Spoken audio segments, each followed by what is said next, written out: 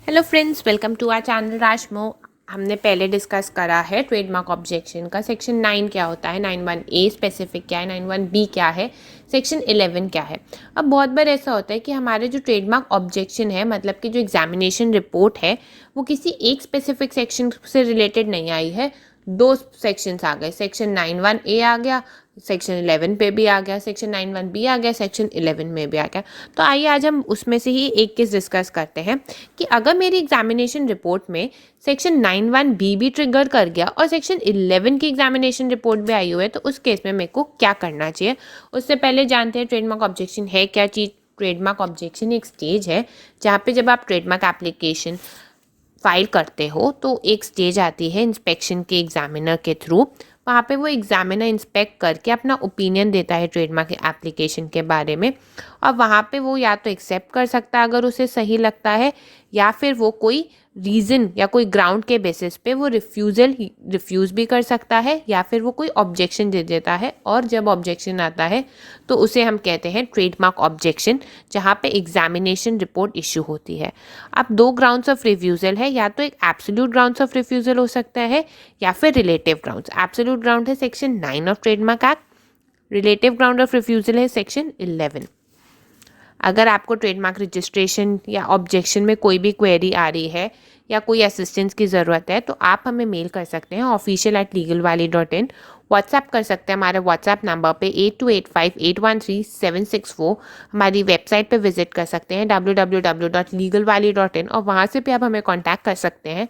अगर आपको ये वीडियो यूज़फुल लगती है तो please do like, share and subscribe to our channel राशमो। अब हमारे लिए ग्राउंड्स क्या हो सकते हैं रिफ्यूज़ होने के। अगर हमने ट्रेडमार्क एप्लीकेशन मेक करी, हमने कहा कि सेक्शन जो 9 है वो है एब्सोल्यूट ग्राउंड ऑफ रिफ्यूज़ल, और सेक्शन 11 जो है वो है रिलेटिव ग्राउंड ऑफ रिफ्यूज़ल। तो सेक्शन 9 किस बारे में बात करता है? सेक्शन 9 बात करता है कि अगर आपने जो ट्रेडमार्क था उसमें यूनिकनेस की कमी थी, या फिर उसमें डिस्टिंक्टिवनेस नहीं थी, या फिर उसने आपके गुड्स को डिस्क्राइब कर दिया था, तो उस केस में आपका सेक्शन 9 फंसता है। और सेक्शन 11 जो है वो तब फंसता है जब आपका ट्रेडमार्क इटसेल्फ में तो कोई डिस्टिंक्टिवनेस वाला फीचर भी है, यूनिक भी है, गुड्स को डिस्क्राइब भी नहीं कर रहा, बट वो किसी और मिलते जुलते ट्रेडमार्क से सिमिलर है। मतलब आप ही के क्लास में किसी और ने ऐसा ट्रेडमार्क रजिस्टर कराया हुआ है for the same type of goods, तब आता है आपका सेक्शन 11 का ऑब्जेक्शन। अब सेक्शन 91B एंड सेक्शन 11(1) क्या सिग्निफाई करता है? सेक्शन 91B कहता है कि एब्सोल्यूट ग्राउंड ऑफ रिफ्यूजल, मतलब कि आपने कुछ एक्सक्लूसिवली वो वर्ड्स यूज़ कर रखे हैं अपने ट्रेडमार्क में, मतलब मेजर उन्हीं वर्ड्स पे हाईलाइट है जो आपके गुड्स की kind, quality, quantity, intended purpose, value, geographical origin या time of production. Basically 91B में इन्होंने 8 चीज़ों को कैटेगराइज कर दिया कि इनमें से काइंड, क्वालिटी, ये टोटल 8 है, इनमें से कोई 8 भी अगर आपने अपने गुड्स को डिस्क्राइब करते हुए ट्रेडमार्क रखा है तो वो आपका ऑब्जेक्शन में फंसेगा। बेसिकली आपको अपने गुड्स के कैरेक्टरिस्टिक को नहीं डिस्क्राइब करना अपने ट्रेडमार्क के थ्रू, नहीं तो वो 91B में आ जाता है।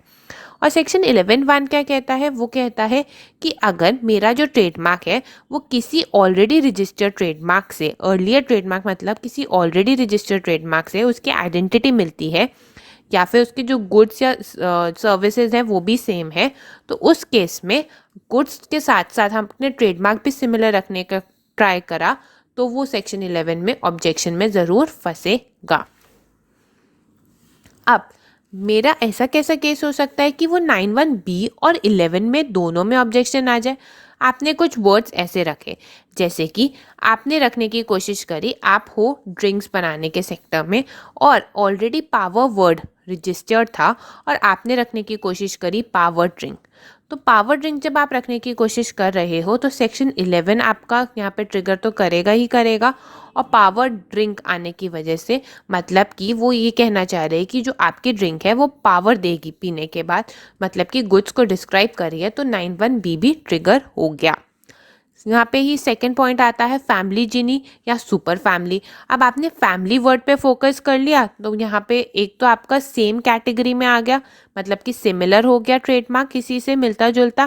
प्लस आपने बोला कि मैं फैमिली प्रोडक्ट्स बनाती हूँ और उसमें जिनी वर्ड यूज़ कर दिया, मतलब कि आप फैमिली प्रोडक्ट्स बनाने में कुछ अपनी क्वालिटी बताना चाह रहे हो, तो उसमें आप क्वालिटी डिस्क्राइब कर रहे हो, तो 9(1)B आ गया। सिमिलैरिटी की वजह से 11(1) भी ट्रिगर हो गया।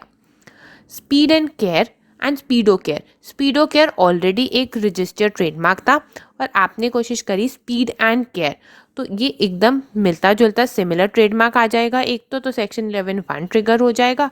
एंड स्पीड एंड केयर, आप ये बताना चाह रहे हो कि जो आपका गुड्स है वो स्पीड से रिलेटेड है, वो स्पीड बढ़ाएगा और स्पेशली वो आपकी स्पीड बढ़ाकर केयर करेगा उन प्रोडक्ट्स की, तो आपने उसकी टाइप और गुड नेचर बताने की कोशिश करी गुड्स की, तो 9(1)B भी ट्रिगर हो जाएगा।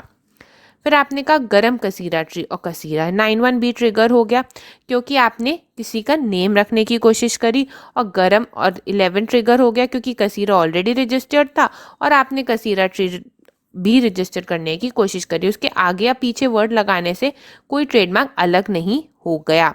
ये अगेन 11 का भी सेक्शन ट्रिगर करेगा, सिमिलर माना ही जाएगा, और गरम वर्ड लगाने से आपने इसकी क्वालिटी भी बता दी, तो ये 9(1)B भी ट्रिगर करेगा ही करेगा।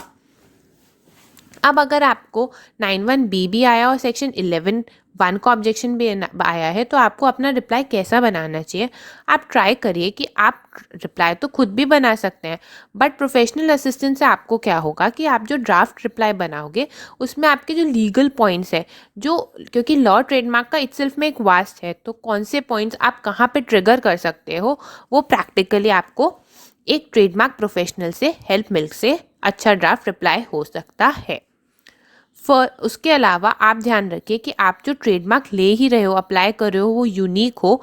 यूनिक के साथ साथ यूनिक मतलब किसी से मिलता जुलता ना हो, प्लस किसी से नहीं मिलने के अलावा वो आपके गुड्स की भी kind, quality, quantity, intended purpose, geographical origin या टाइम ऑफ प्रोडक्शन, इन 8 चीज़ों को डिस्क्राइब ना कर रहा हो।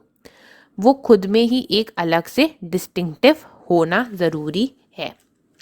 कंक्लूजन हम ये कह सकते हैं कि जब भी हम ट्रेडमार्क अप्लाई करें, हमारा नेम सर्च हमेशा वेरी यूनिक प्रॉपर होना चाहिए। ऐसा नेम रखना चाहिए कि ऑब्जेक्शन में आकर फंसने का कोई रिस्क ही नहीं रहे। प्रोफेशनल एडवाइस इसमें आपको हमेशा हेल्प ज़रूर करेगी, क्योंकि एक बार की मेहनत अच्छे से करने से आपको आपका टाइम, मनी सब सेव होता है। रेलिवेंट क्लास अच्छे से देके, प्रॉपर गुड्स एंड सर्विस की डिस्क्रिप्शन देखिए कि गुड्स एंड सर्विस के डिस्क्राइब तो नहीं कर रहा आपका गुड, पूरा ध्यान रखिए। प्रोफेशनल असिस्टेंट से आपको डेफिनेटली इसमें हेल्प मिलेगी। अगर कोई भी कन्फ्यूजन है, कोई क्वेरी है ट्रेडमार्क रजिस्ट्रेशन ऑब्जेक्शन से रिलेटेड, तो प्लीज़ मेल अस official@legalvalley.in। आप हमें व्हाट्सएप कर सकते हैं 8285813764 पे। हमारी वेबसाइट पे विजिट कर सकते हैं www.legalvalley.in। अगर आपको ये वीडियो यूज़फुल लगती है तो please like, share and subscribe to our channel राशमो। Thank you.